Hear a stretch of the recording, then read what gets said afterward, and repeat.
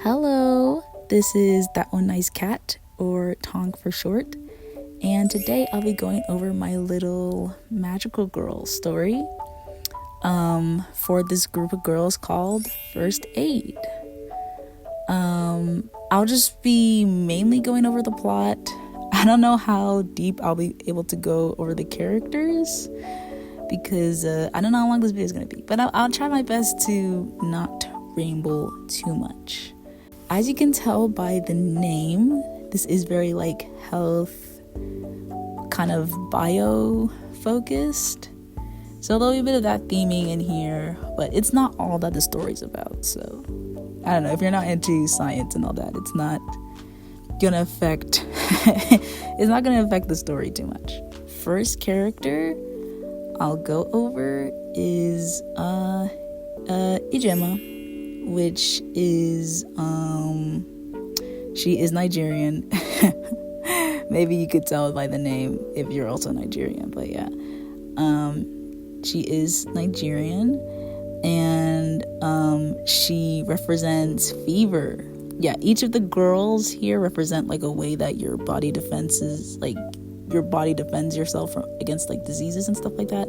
So she represents fever.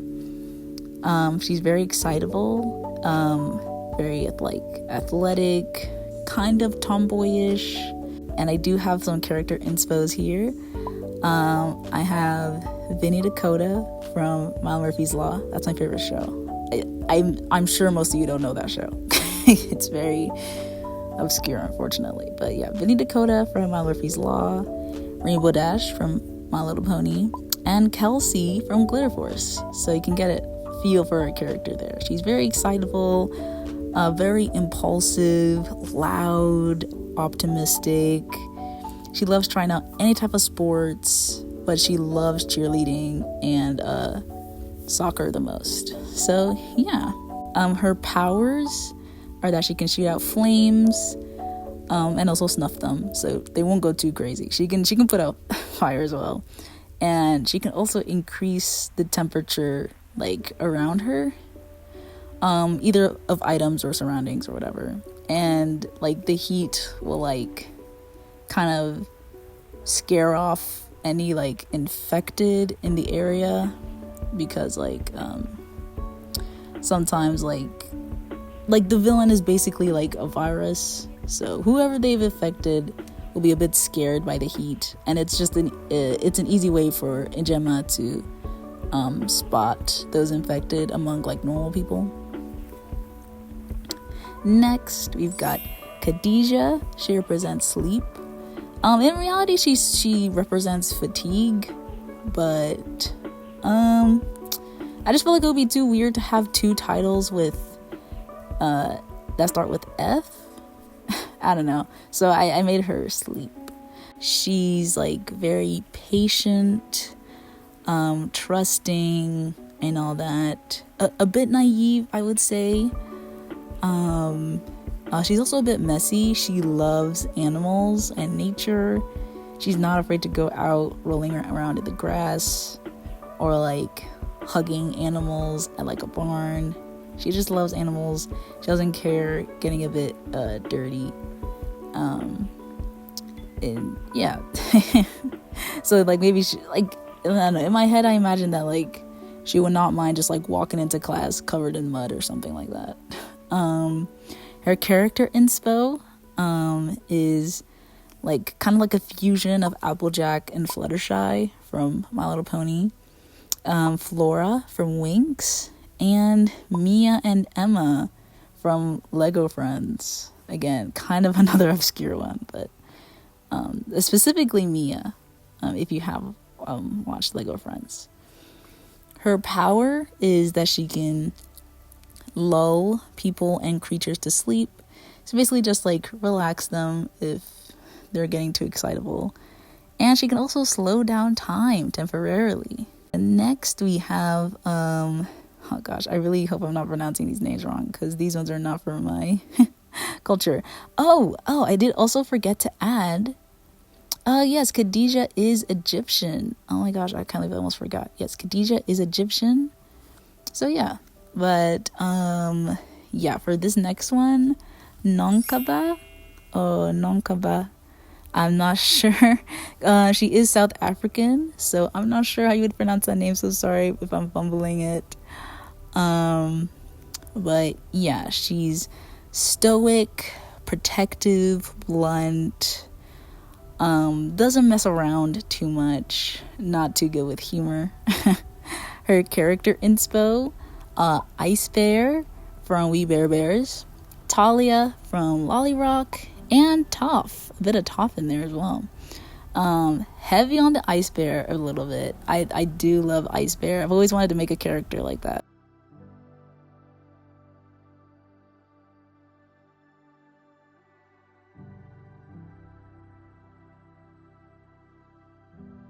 For her powers, she can blow enemies away. She does represent Sneeze. Yes. Oh my god. I keep forgetting things. She represents Sneeze. So she can like blow enemies away.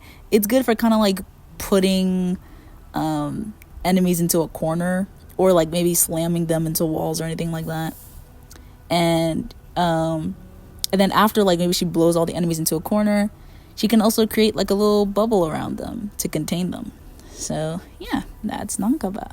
Her and her parents do own like a little like restaurant or bakery. I've honestly not committed to an idea yet. I'm not sure if I want to make it a bakery or a restaurant, but she does like cooking. I don't know, I just thought it'd be cute, a cute little thing for her to do on her casual downtime. So yeah.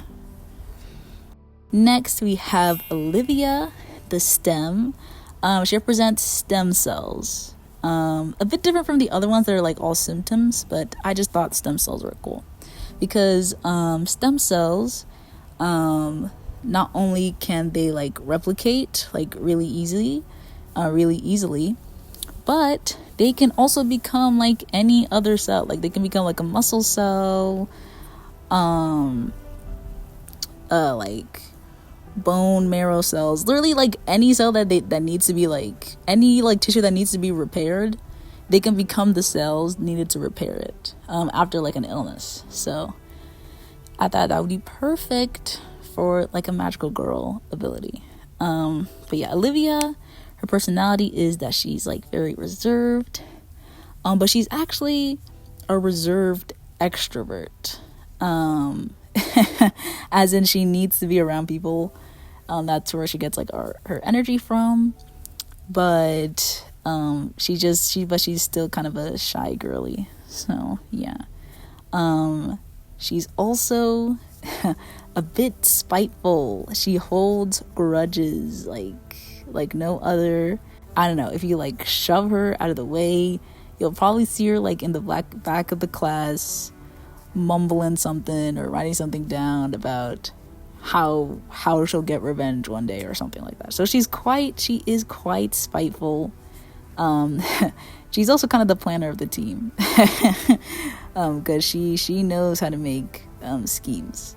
But yeah, and she's, oh my god, I can't believe I didn't mention this before, but she's friends with Ijima. So yeah, they're very like, I mean, they're all friends, but like they're like extra close. They were friends in their childhood before Ijima moved away, and and then she came back to town, and that's kind of where their whole magical girl journey begins. But yeah, for character inspo for Olivia, you've got Molly from Gumball, William also from Gumball, and then Fluttershy from MLP. Her abilities are that she can clone herself, and then like the ribbons you see on her design there, they can like extend, like they can grow, and they can heal any wound that they wrap around. And her clones also have the same ribbons, so she can like heal like a bunch of people at the same time if she really needs to. I might make it also that she can like repair damage, like collateral damage. I think that could be interesting. would that be too overpowered? I feel like that's useful. Like just having someone that can like clean up and help people recover. I don't know. I might still deciding on that one. But yeah, going back a little bit, I did also want to add Khadijah and Nankaba. They have been part of First Aid longer than Ijima and Olivia. So like they've been doing it long before them. So yeah, but they are all like the same age. But that actually takes me to my next character, the Tears. I do not have an actual like human name for her yet, mostly just because it's not really necessary for the story as is right now, but in the future I wouldn't mind making her one. But that takes us to the next character, Tears, or Epiphora. They usually call her Epiphora. That's like kind of her villain name. She represents like watery eyes. She used to be a magical girl, which is why she kind of has like that title. But the like villain, the antagonist, which is the virus, has basically like taken her as a host and is like using her personalities not personalities, oh my god, her powers and her insecurities for like, it's basically taking advantage of them. The tears that like Epiphora makes, she can shoot like darts. She can also make pearl tears, which are like the shiny tears you see here. And she also uses them as darts, but the people that they hit, like she gives negative thoughts to. And then those thoughts are contagious. That's kind of where the infection thing starts, where one person's hit with those pearl tears. Let me think, like maybe they get like angry. I think that's the easiest one to explain. But like, yeah, they get angry and then they spread that anger to other people.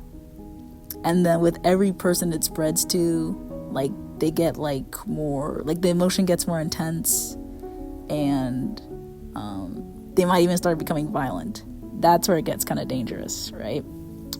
It can also just be like something like sadness, anxiety, stuff like that too. So it's not just limited to anger, but it can get a little dangerous. And the only way to cure someone that has been infected by Epiphora would be to give them a first aid pill, which come from these little pill bottles that you've seen in each of the refs for these for the magical girl group. So yeah, so they give one of those pills to anyone that's affected and they're cured. Yippee. And yeah, the only way to defeat Epiphora is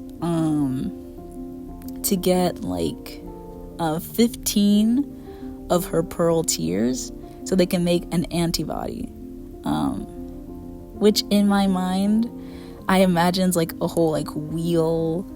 It's like I don't know, I feel like it would look kind of like a clock. I haven't really made a design for it yet, but in the future.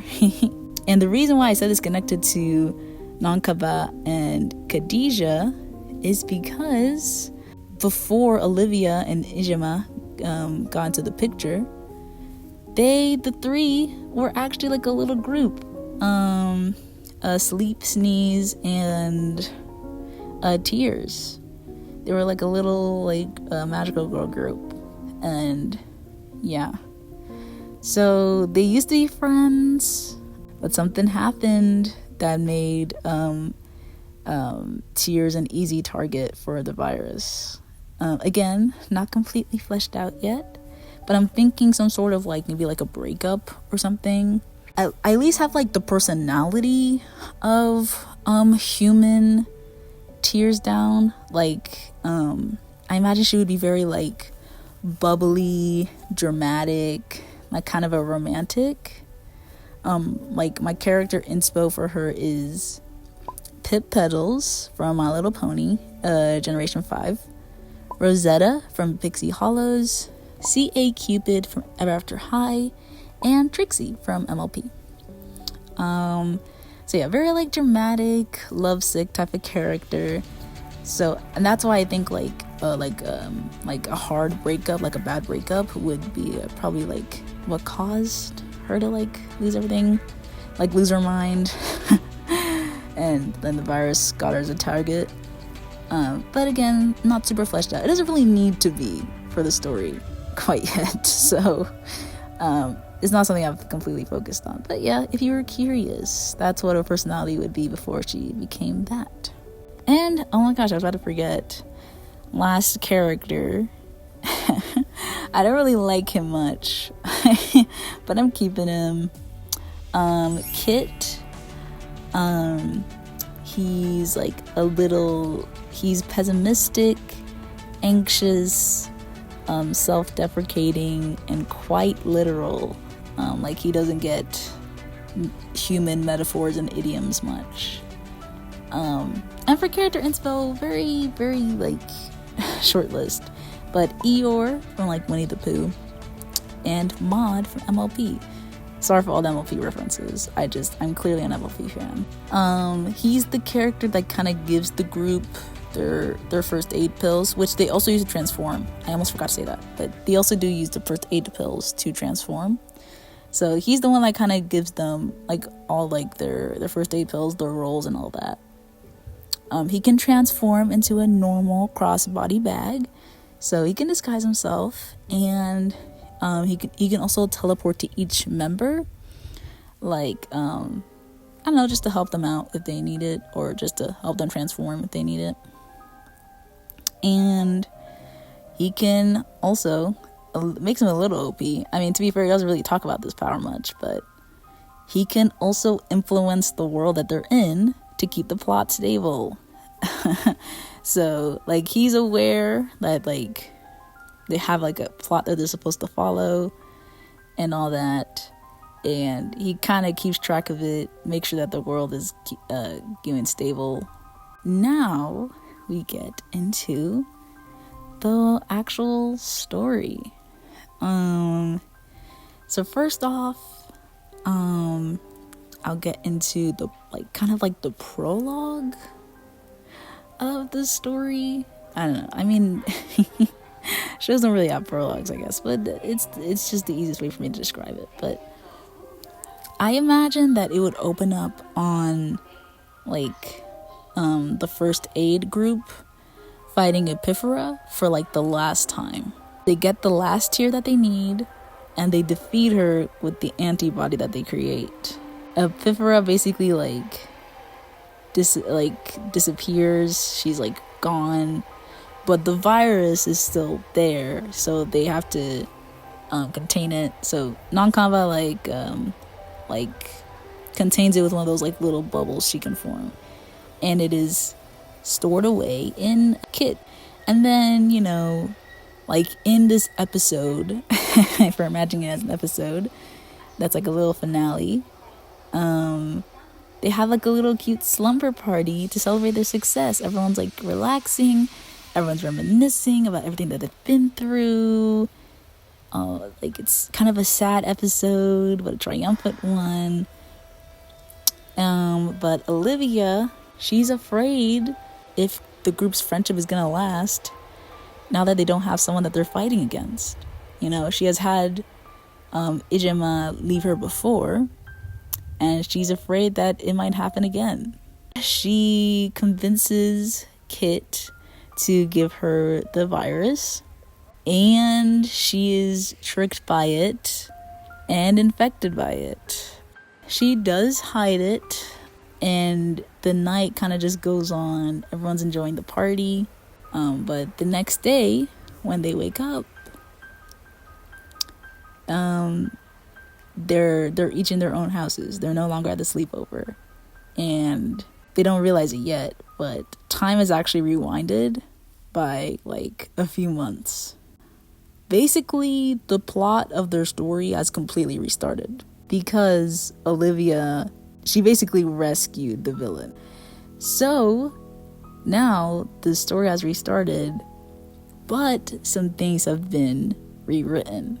Instead of the tears being, or Epiphora, being like the villain of the story now, it's actually Olivia. It's Olivia infected by the virus now. Like, she's the host. And I've got a whole little design for her. She still got her ribbons and all that. And you might notice that instead of like in the tears where the virus was a mask on her face, the virus here is over her heart, because it's controlling her heart basically, and using her care for others against her. Yeah, Ijima wakes up and is like, feels like her whole experience with like first aid was just like a strange dream that she barely remembers. Basically the whole group has like forgotten their whole thing. Khadija and Nankaba are still part of first aid, though they still don't remember like Olivia and Ijima and all that stuff. So yeah, they recognize Ijima at school. They're like, hey, we've seen you I think we saw you in a dream of some sort. Who are you? All that type of stuff. And they notice that people are putting up posters of Olivia around the school. But in this version of the story, Olivia doesn't go to their school.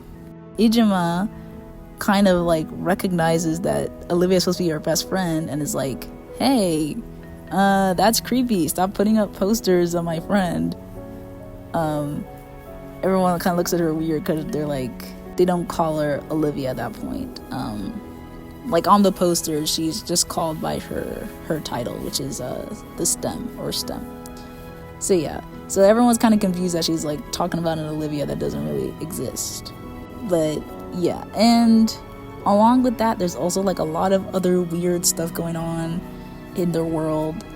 I imagine, because I haven't really written it all out yet, but it would be like a lot of like different like plot holes, weird empty spaces where stuff is clearly supposed to be, uncharacteristic behavior, just stuff like that, and also remnants of like normal Olivia and Epiphora. Like Epiphora just does not exist anymore in this version of the story.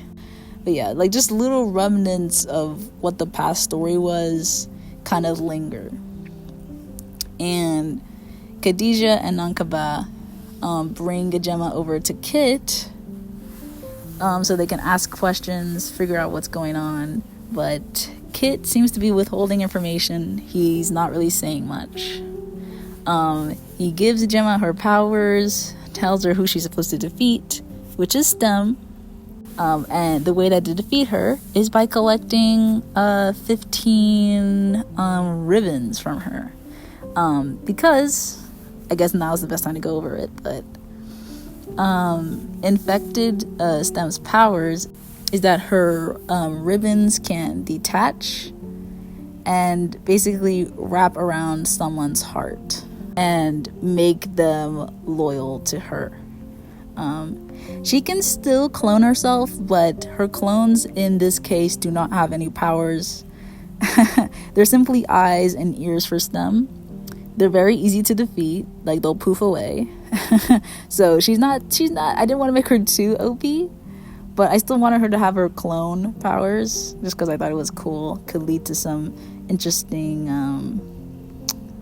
conflict, I think. She can also, okay, sorry this makes her too OP, but she can also shapeshift into whoever her ribbons have touched. But as a bit of like, a bit of a nerf, the shapeshifted's like appearance will always have something slightly off. And yes, she can clone herself while shapeshifted, but again, the clones don't have any powers or anything. So if she like shapeshifts into like Khadija and then she clones herself, she's not gonna have Khadijah's powers times 2 or anything like that. So don't worry about that. She doesn't get like the powers because she shapeshifts to someone, and the clones don't get any powers either. So she's like, it's mostly just like a trickery thing just to get close to someone. So yeah, to defeat her, to make her antibody,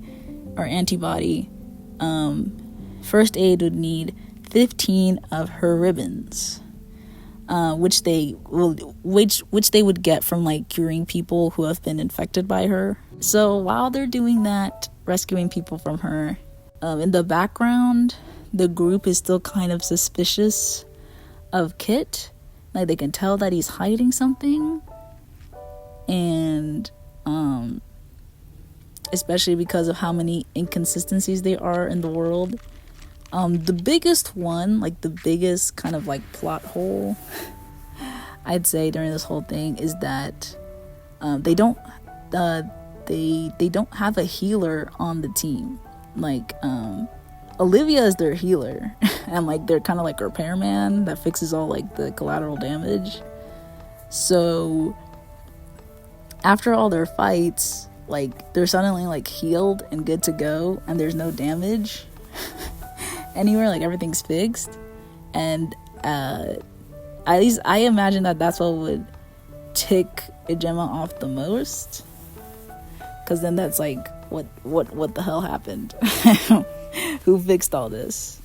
Yeah, because that would usually be Olivia's job, but it's not like they can just go back to school with a bunch of bruises and and like a bunch of like city damage. So it kind of just gets, it basically just gets fixed up by Kit.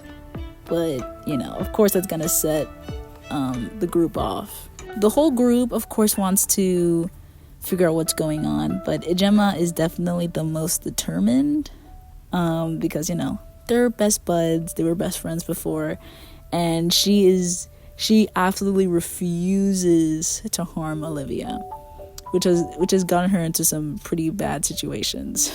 She has had to be saved a few times.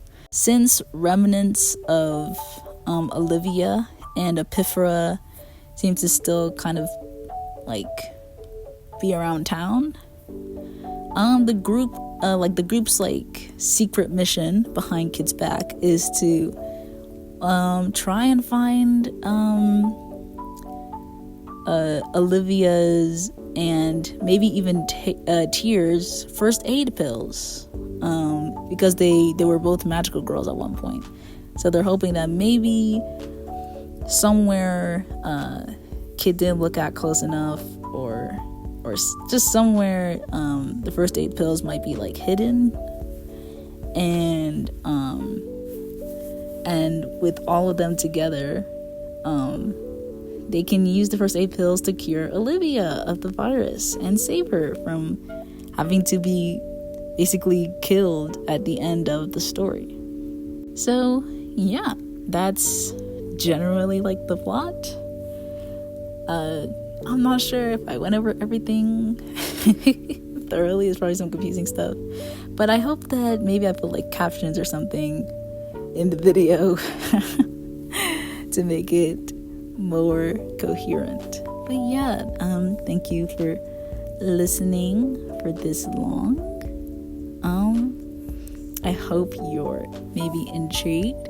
I would love to make more videos on this series, perhaps, because I think it's a really cool idea. I'd love to make more art of it. I've had a lot of fun doing it so far. I love like a big friend group. You can really, like, if you have like some cool personalities in the mix, you can do some interesting dynamics. So yeah, thank you for sticking around, and I'll see you later. Goodbye.